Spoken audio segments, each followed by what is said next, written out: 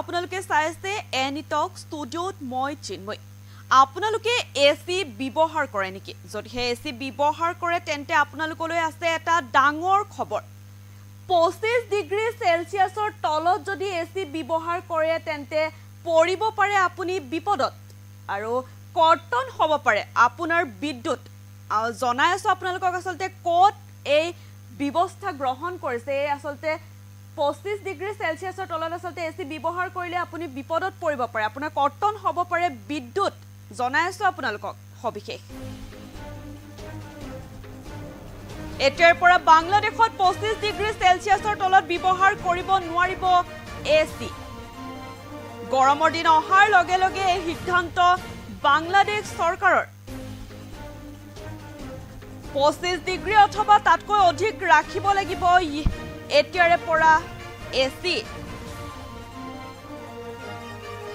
ইতিমধ্যে বাংলাদেশৰ শক্তি আৰু বিদ্যুৎ উপদেষ্টা মোহাম্মদ ফজল কবিৰ খানে কৰিছে এই ঘোষণা যদিহে এই আইন অমান্য কৰে তেনেহলে কৰ্তন কৰা হ'ব বিদ্যুৎ লগে লগে আইন মতে ব্যৱস্থা গ্ৰহণ কৰা হ'ব বুলি মন্তব্য কৰিছে উল্লেখযোগ্য যে আদানী গোটে বিদ্যুৎ প্ৰকল্পক লৈ শেহতীয়াকৈ লোৱা সিদ্ধান্তৰ বাবে এই কথা ঘোষণা কৰিছে আনহাতে আদানী গোটক শীতকালীন সময়ৰ বিল পৰিশোধ নকৰাৰ বাবেও এই সিদ্ধান্ত গ্ৰহণ আদানী গোটৰ 2017 চুক্তি অনুসৰি দুটাকৈ গোটৰ পৰা বিদ্যুৎ পঠিয়াই বাংলাদেশলৈ আৰু তাৰে এটা গোটে দিছিল 800কৈ মেগাৱাট কিন্তু শীতকালত বাংলাদেশে বিল পৰিশোধ কৰা নাছিল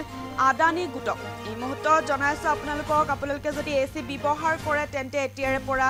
আহি গৈছে কিছু নিয়ম এতিয়াৰ পৰা বাংলাদেশত 25 ডিগ্ৰী সেলসিয়াছৰ তলত ব্যৱহাৰ কৰিব নোৱাৰিব এসি গৰমৰ দিন অহাৰ লগে লগে এই সিদ্ধান্ত গ্ৰহণ কৰিছে বাংলাদেশ চৰকাৰে 25 ডিগ্ৰী অথবা তাতকৈ অধিক ৰাখিব লাগিব এতিয়াৰ পৰা এসি ইতিমধ্যে বাংলাদেশৰ শক্তি আৰু বিদ্যুৎ উপদেষ্টা মোহাম্মদ ফজল কবিৰ খানে কৰিছে এই ঘোষণা যদিহে এই আইন অমান্য কৰে তেনেহলে কৰ্তন হ'ব পাৰে আপোনাৰ বিদ্যুৎ এই ঘোষণা কৰিছে মোহাম্মদ ফজল কবিৰ খানে লগে লগে আইনমতে ব্যৱস্থা গ্ৰহণ কৰা হ'ব বুলিও মন্তব্য কৰে বিদ্যুৎ উপদেষ্টা মোহাম্মদ ফজল কবিৰ খানে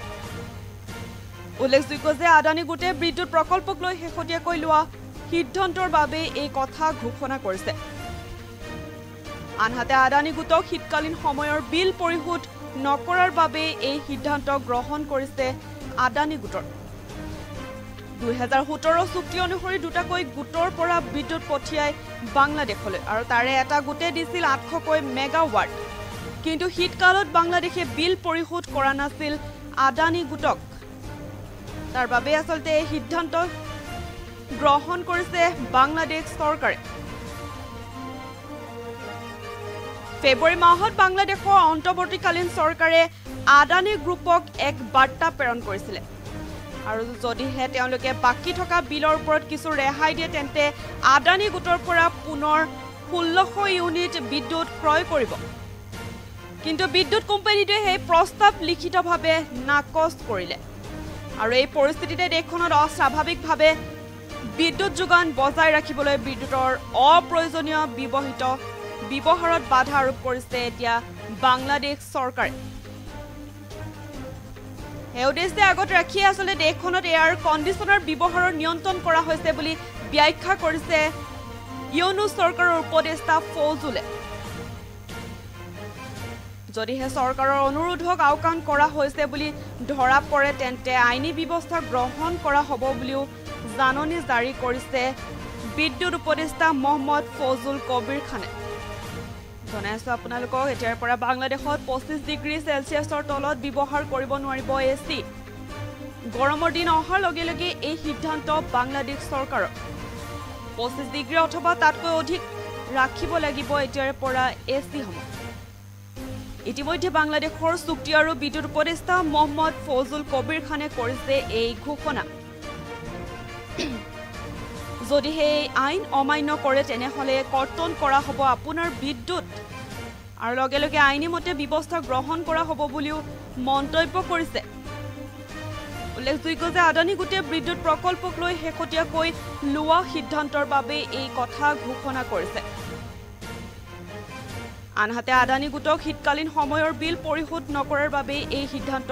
গ্ৰহণ আদানী গোটৰ 2017 চুক্তি অনুসৰি দুটাকৈ গোটৰ পৰা বিদ্যুৎ পঠিয়াই বাংলাদেশলৈ তাৰে এটা গোটে দিছিল 800কৈ মেগাৱাট কিন্তু শীতকালত বাংলাদেশে বিল পৰিশোধ কৰা নাছিল আদানী গোটক তাৰ পৰিপ্ৰেক্ষিততে আচলতে চৰকাৰে সিদ্ধান্ত গ্ৰহণ কৰিছে এতিয়া 25 ডিগ্ৰী অথবা তাতকৈ অধিক ৰাখিব লাগিব এতিয়াৰ পৰা এসি ইতিমধ্যে বাংলাদেশৰ শক্তি আৰু বিদ্যুৎ উপদেষ্টা মহম্মদ ফজল কবিৰ খানে কৰিছে এই ঘোষণা